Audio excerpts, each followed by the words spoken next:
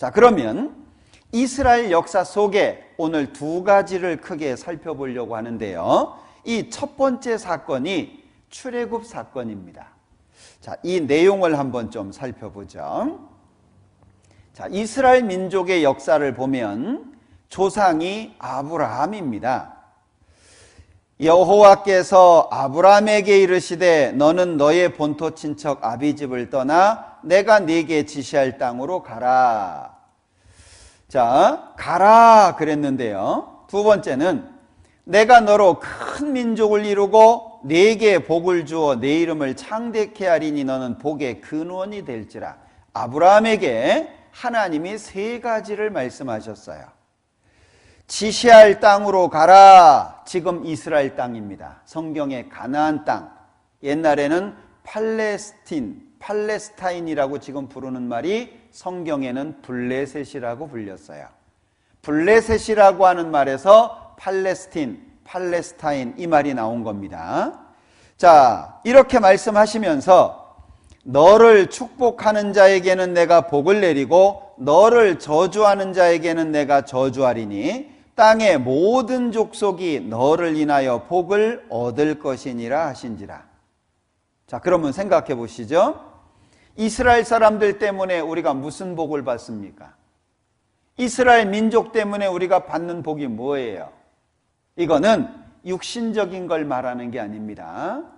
이스라엘 땅에 하나님의 아들인 예수님이 오시게 되고 그 예수님이 구원을 완성하시고 그 완성된 구원이 온 세상에 전파될 것을 미리 배경 속에 깔아놓고 하시는 말씀이에요. 성경에서 말씀하시는 참된 복이 뭐냐? 육신적인 복은 하나님 앞에 아주 가치 없는 겁니다. 육신적인 거 하나님이 안 주신다는 게 아니에요. 너희는 무엇을 먹을까, 무엇을 마실까, 몸을 위해서 무엇을 입을까 염려하지 마라. 이건 하나님 모르는 사람들이 염려하는 거다. 이런 것들이 너희에게 필요하다는 걸 하나님이 아신다. 너희는 먼저 그의 나라와 그의 의를 구하라. 그리하면 이 모든 것을 너희에게 더하시리라. 하나님께서 육신적인 축복도 주신다고 말씀합니다. 그러나 먼저가 있어요. 사랑하는 자여, 내 영혼이 잘됨같이 네가 범사에 잘되고 강건하기를 내가 간구하노라. 육신의 축복도 주십니다. 그러나 그것이 우선이 아니라는 거예요. 내 영혼이 잘됨같이 하늘에 속한 모든 신령한 복으로 복 주시되 하나님이 우리에게 주시려고 하는 그 복이 예수님으로 말미암아 주어질 것을 말씀하고 있는 거예요. 그러니까 이 지시할 땅, 큰 민족, 복의 근원, 이것이 아브라함에게 주어진 축복인 겁니다. 그러니까 이 아브라함은 이스라엘 민족의 조상이라고 말하는 사람입니다. 자, 아브라함이 이삭을 낳았고 이삭이 야곱을 낳았습니다. 하나님께서 야곱의 이름을 이스라엘이라고 바꿔주셨죠. 야곱이라고 하는 이름은 간사하다, 간교하다 그런 뜻인데 이스라엘이라고 하는 말은 하나님과 겨루어 이겼다. 하나님이 직접 주신 이름이에요. 자, 그런데 이 야곱이 4명의 부인을 통해서 12명의 아들을 낳습니다. 자, 그런데 4명의 아내 중에 가장 사랑하는 아내가 라헬이라고 하는 아내예요. 이 라헬이라고 하는 아내를 가장 사랑하는데, 자, 그러다 보니 이 10명의 형들, 다른 아내를 통해서 낳은 자녀들보다 요셉을 더 사랑하게 되잖아요. 그러니까 채색 옷을 해입혀도 요셉한테 해입히고 요셉을 특별히 사랑합니다. 형들이 어쨌을까요? 미운 마음이 듭니다. 그래서 이 요셉을 죽이려고 작정하다가 야, 그래도 우리 동생인데 죽일 필요 있냐? 그리고 이집트의 종으로 팔아버리게 되죠. 자, 그때가 17살 때입니다. 어린 나이에 종으로 팔리죠. 모함을 받아가지고 또 감옥에 갇히게 됩니다. 자, 감옥에 갇혀 있는데 창세기 41장에 보면 바로 파라오 이집트 왕이죠. 왕이 꿈을 꿉니다. 그런데 꿈을 해몽할 사람이 없는 거예요.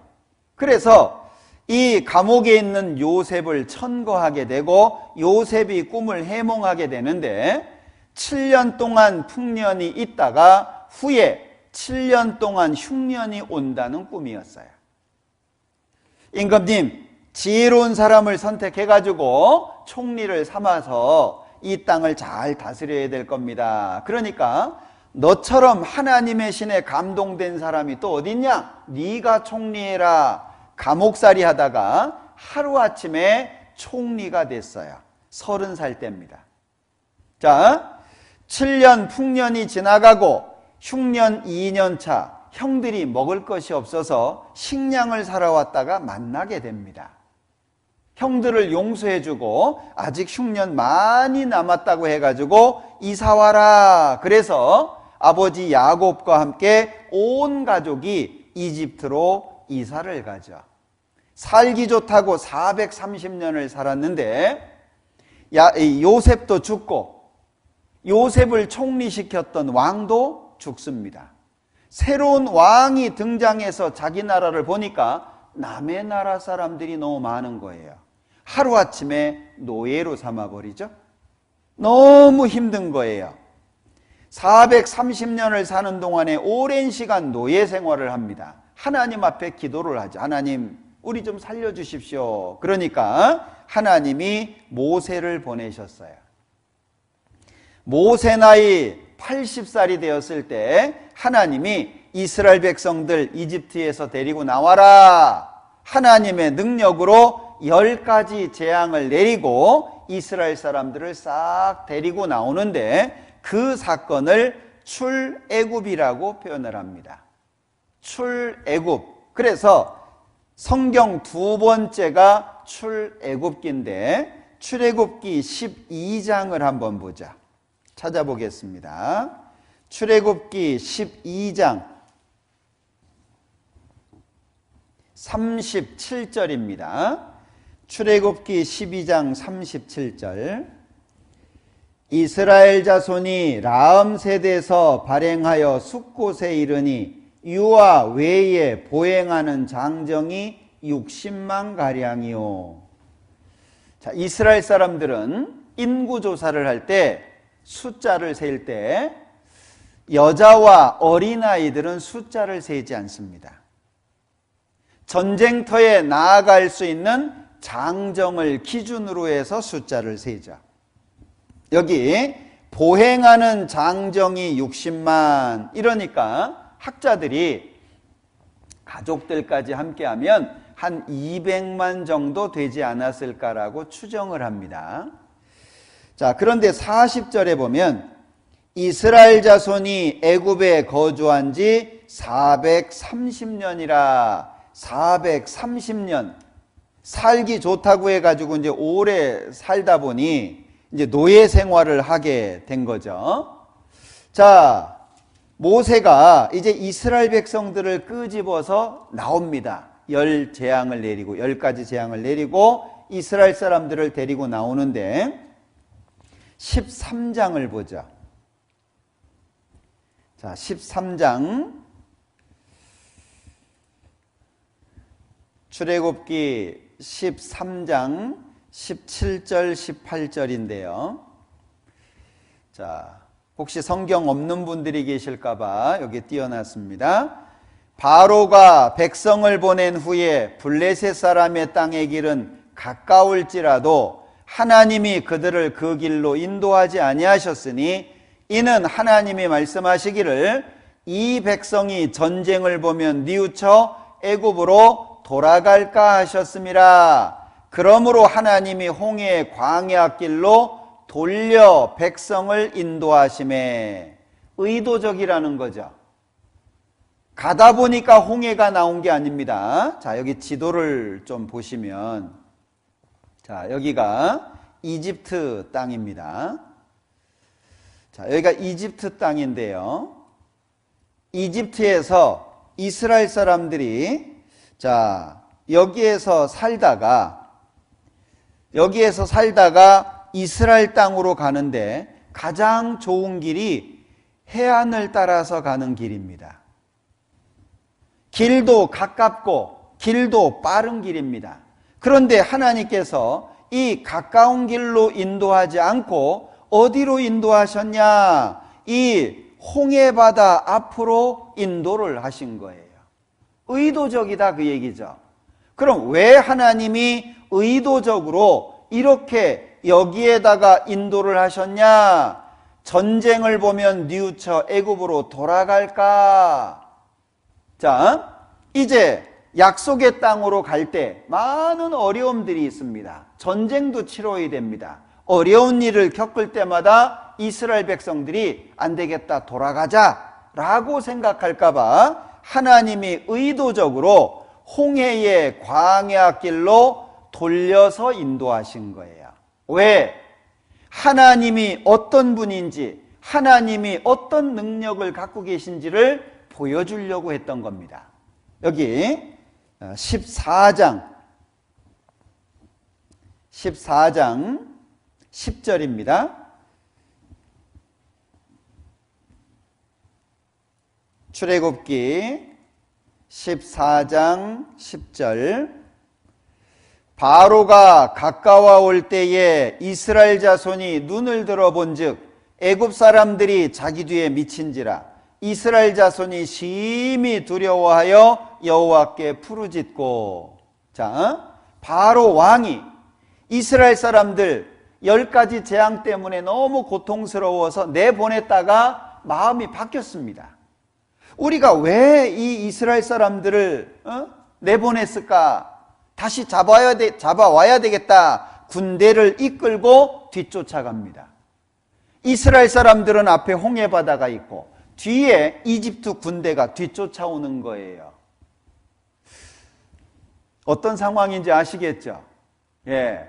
야, 이제 우리는 죽었구나 라고 생각하는 그런 상황인 겁니다. 그런데 모세가요, 가만히 서서 너희들 뭐 할 거 없다. 가만히 서서 하나님께서 너희를 어떻게 구원하시는지 한번 봐라 라고 이제 말을 하면서 여기 21절에 모세가 바다 위로 손을 내어민데 여호와께서 큰 동풍으로 밤새도록 바닷물을 물러가게 하시니 물이 갈라져 바다가 마른 땅이 된지라. 이스라엘 자손이 바다 가운데 육지로 행하고 물은 그들의 좌우에 벽이 되니. 어떻게 이 말씀 이해되세요? 물이 그들의 좌우에 벽이 됐다. 이거 믿어지십니까? 제가 좀 짓궂게도 이 교회 다니시는 분들한테 일부러 여쭤봐요. 하나님 믿으세요? 아, 예, 믿습니다. 성경 믿으세요? 아, 믿습니다. 그러면 이 말씀 딱 펴 읽어드리면서 어떻게 이 말씀 믿어지셔요? 물이 그들의 좌우에, 바닷물이 좌우에 벽이 됐다. 이거 믿어지셔요? 그러면 아주 난감해 하십니다.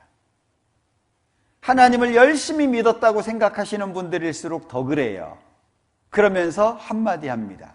믿어야지요. 믿어야죠. 무슨 뜻이에요? 안 믿어지지만 뭐 하나님 말씀이니까 믿을 수밖에 없지 않겠냐? 그 뜻이에요. 여러분들, 믿음이라고 하는 건 그런 게 아닙니다. 믿음은, 성경에서 말씀하시는 믿음은 내가 믿으려고 노력하는 게 아니고 믿어지는 거예요. 내가 믿어야지 믿습니까? 믿습니다. 내가요 믿으려고 애쓰는 게 아니에요. 쉑쉑 소리 아무리 자연스럽게 나와도 믿음은 한 톨도 안 생길 수 있어요. 믿음은 그렇게 생기는 게 아닙니다. 믿으려고 애쓰는 게 아니고 믿어지는 거예요. 그래서 어제 말씀드렸죠. 믿는 것보다 더 중요한 것은 믿을 만한 확실한 증거를 발견하는 거다. 이것이 정말 사실이라고 한다면 확인이 돼야 될 거예요.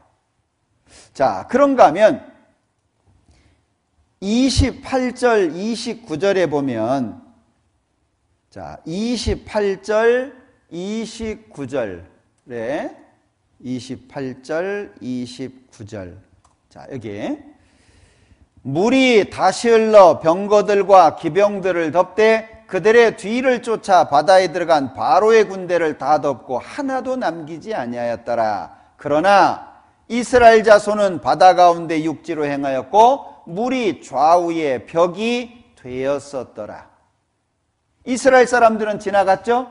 모세가 다시 손을 내미니까 물이 원래대로 합쳐져 가지고 이집트 사람들 그리고 바로 왕까지 다 죽었다는 거예요. 자, 이 지도를 한번 보시죠. 자, 여기가 이제 이스라엘 사람들이 있었다라고 하는 지역인데 여기 현대 지명이 뉴웨이바입니다. 옛날 지명은 모세가 열어놓은 길 그런 지명인데 현대 지명으로 바뀌었습니다. 여기 넓이를 한번 재볼게요. 16km 정도 됩니다. 폭이. 홍해 바다입니다.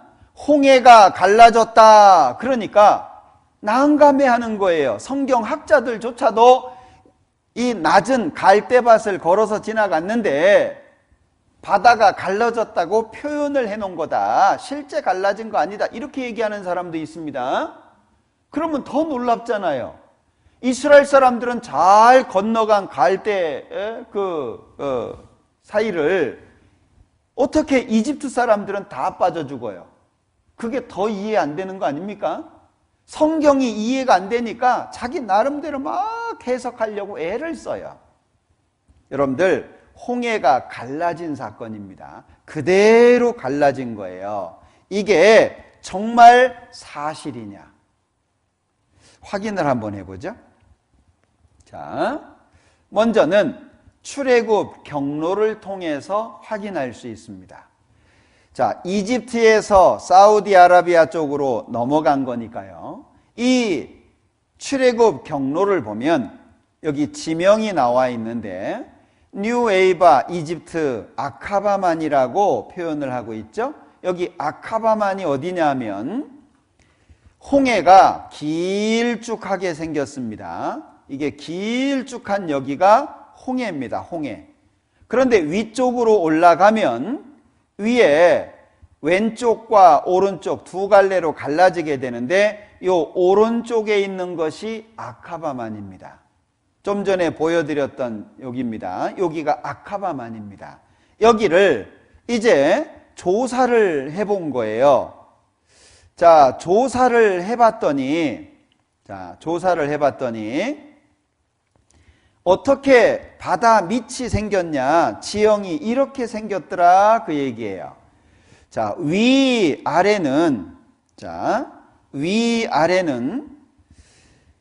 깊은 계곡입니다. 좀 다른 각도에서 한번 볼까요? 자, 여기 위쪽과 아래쪽은 깊은 계곡이에요. 여러분들, 이런 계곡이면 바다가 갈라졌다라고 할지라도 건널 수 있을까요? 못 건넙니다. 왜? 젊은 장정만 있는 게 아니잖아요. 노인도 있고 짐승도 있고 마차도 있고 이것저것 얼마나 많아요. 못 건너갑니다. 그런데 마치 이스라엘 사람들이 건넜다라고 하는 이 길은 폭이 4에서 6km 정도 되는데 마치 도로를 만들어 놓은 것처럼 돼 있어요. 바닷물만 갈라지면 건너갈 수 있는 구조더라 그 얘기예요. 여기입니다. 여기. 그러니까 바닷물이 갈라지기만 하면 걸어서 건너갈 수 있는 구조가 돼 있더라. 그리고 이스라엘 사람들이 홍해를 건너서 사우디아라비아 쪽에 광야 생활을 하게 되는데 바위, 돌 이런 데요 그림, 글씨들이 새겨져 있는 거예요. 이건 7촛대인데 이스라엘에서 쓰는 전형적인 촛대입니다. 그리고 200만 이상이 진칠 수 있는 넓은 공간, 그리고 특이한 돌들이 발견이 되는데 올려놓으면 한 짝이 되는 거예요. 여러분들, 자연석이 올려놓으면 한 짝이 되지 않잖아요. 근데 올려놓으면 한 짝이 되는 돌들이 무수하게 많은 겁니다. 속에 보면 갈려 있어요. 왜? 광야 생활하면서 만나 먹었다고 돼 있거든요. 도구로 사용한 거죠. 그리고 그랜트 제프리라고 하는 이 사람이 책을 하나 썼습니다. The Signature of God. 그래서 하나님의 서명, 하나님의 사인 정도로 말할 수 있는데, 광야를 다니면서 자세히 보시면 그림이 여기 보이죠. 그림, 글씨 이런 것들이 돌에 새겨져 있는데, 이런 것들을 탁본을 뜬 거예요. 탁본을 떠가지고 이게 무슨 뜻이냐 연구를 한 겁니다. 그랬더니 시나이 비문 번호 1번 찰스 포스터에 의해서 번역됐다 그래놓고, 바람이 불어서 바다가 갈라졌고 그들이 건넜다. 돌에 새겨져 있는 내용이 바람이 불어서 바닷물이 갈라졌고 이스라엘 사람들이 건넜다라고 하는 내용이 써 있는 겁니다. 그런 것들을 모아놓은 책이에요.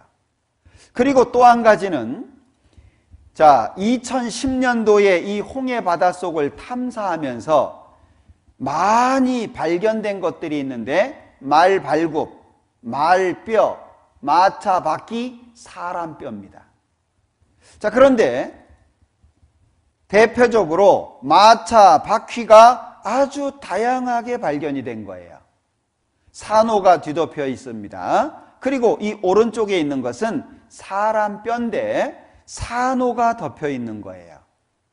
산호가 덮여 있는 사람 뼈입니다. 말 발굽, 말뼈 이런 것들이 많이 발견이 됐는데, 마차 바퀴가 박물관에 가서 보면 마차 바퀴, 그 당시 마차 바퀴 살이 8개짜리, 4개짜리, 유적지에 가보면 6개짜리, 이 다양한 마차 바퀴가 그 바다 밑에서 그대로 나오는 거예요.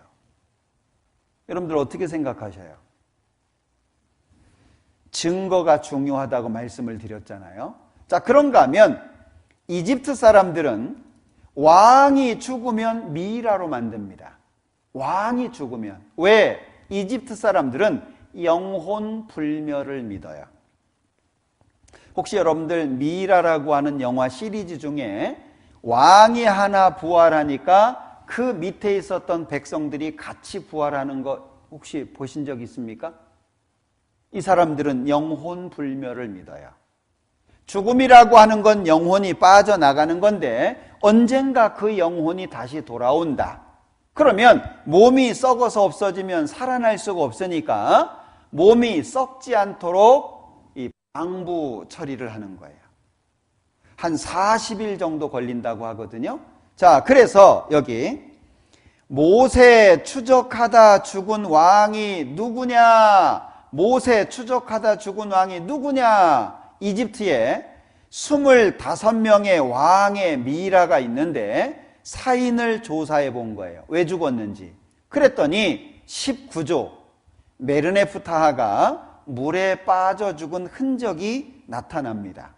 여기 보통 이집트의 미이라는 모두 젓갈색을 띠고 있는데 이 미이라는 흰색이고 얼굴의 모양이 많이 일그러져 있으며 눈썹을 물감으로 그리는 적이 있고 귀가 무엇 물고기인가에 뜯어먹힌 듯 없는 데다 몸에 소금기로 덮인 부분이 있다는 것. 미이라가 25명의 미이라가 있는데 딱 하나만 달라요. 이 메르네프타하의 비석인데요. 이집트 역사 속에 이스라엘 역사와 관련되어 있는 걸 찾기가 어렵습니다. 그런데 이 메르네프타하 비석에 이스라엘 사람들은 다 죽고 없다 설명이 돼 있어요. 여러 역사책들입니다.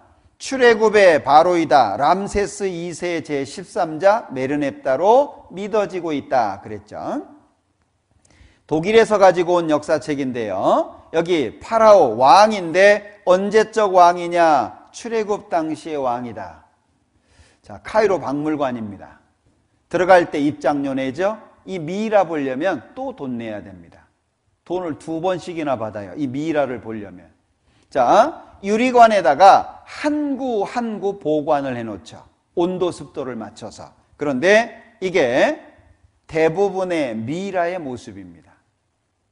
24명의 미이라가 이런 모습이에요.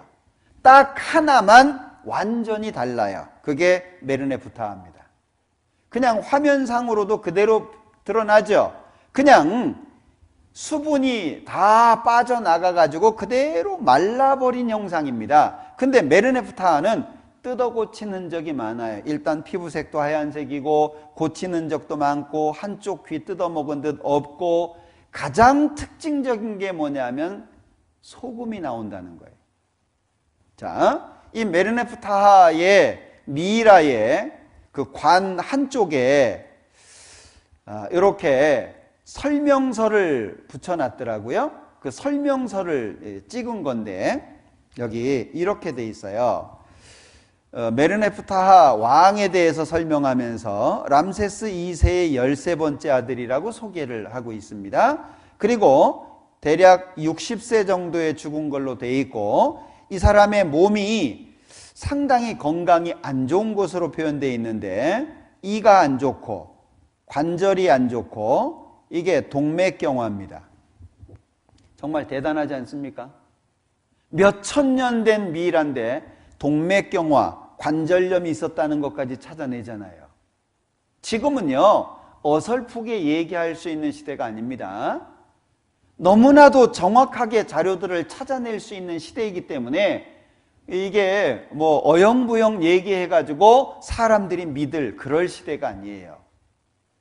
자, 그런데 여기 가장 문제가 되는 게 뭐냐면 이 사람의 피부입니다. 피부. 이 사람의 피부가 문제예요. 왜? 피부가 하얀색입니다. 화이트 컬러예요. 하얀색인데 왜 하얀색이냐? 여기 듀트 솔트 그랬거든요. 솔트가 소금이잖아요. 그러니까 듀트라고 하는 말은 무엇 때문에 이런 말이잖아요.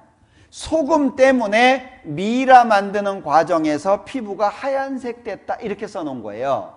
근데 생각해 보세요. 미이라 만들 때 소금을 사용했다면 25구 전체 몸에서 뭐가 나와야 돼요? 소금 나와야 돼요. 근데 왜 딱 하나 메르네프타하의 몸에서만 소금이 나올까요? 이해되시죠? 메르네프타하 바다에 빠져 죽은 사람입니다. 이스라엘 민족을 잡아오겠다고 군대를 이끌고 나갔어요. 근데 소식이 없어요. 그러니 시간이 한참 지나서 사람들을 보내봤겠죠. 홍해 바닷가에 그냥 시신들도 많았고 뭔가 문제가 있었다는 걸 알게 될 거 아니에요? 왕을 찾았겠죠. 그런데 시간이 지나서 왕을 찾다 보니까 그 왕의 몸에 이제 부패가 진행된 상태겠죠. 그러니까 급히 가져와가지고 미이라를 만드는 과정에서 이런 흔적들이 발견되게 된 겁니다. 성경은 정확하게 증거하고 있는 거예요. 자, 그런가 하면 이집트 테베라고 하는 곳에 가면 레크미레라는 사람의 무덤이 있습니다. 이집트 사람입니다. 무덤 속에서 벽화가 발견이 됐어요. 그런데 무슨 벽화냐? 이스라엘 사람들이 노예 생활하는 벽화입니다. 출애굽기 1장의 내용을 그대로 볼 수 있는 거예요. 자, 여기에 이집트 관료가 보초를 씁니다. 이스라엘 사람들이 노예 생활을 합니다. 지금 뭐 하고 있습니까? 벽돌 만들어서 쌓고 있는 거예요. 왜? 출애굽기 1장에 보면 이스라엘 사람들이 벽돌 만들어 가지고 성 쌓는 일을 했거든요. 그대로 역사가 드러나지 않습니까?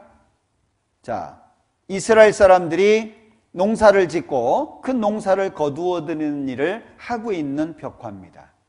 성경이 사실이라고 하는 것을 명확하게 설명해 주고 있는 거예요.